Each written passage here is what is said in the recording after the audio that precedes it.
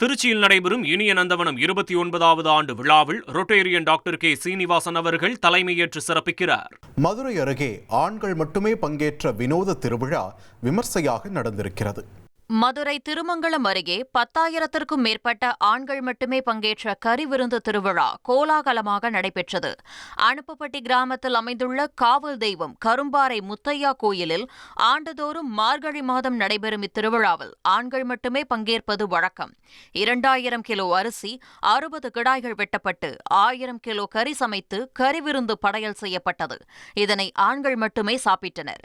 கறிவிருந்து முடிந்தவுடன் இலையை எடுக்க மாட்டார்கள். இலை காய்ந்த பின்னர் ஒரு வாரம் கழித்து பெண்கள் அந்த பகுதிக்கு சாமி கும்பிட வருவார்கள்.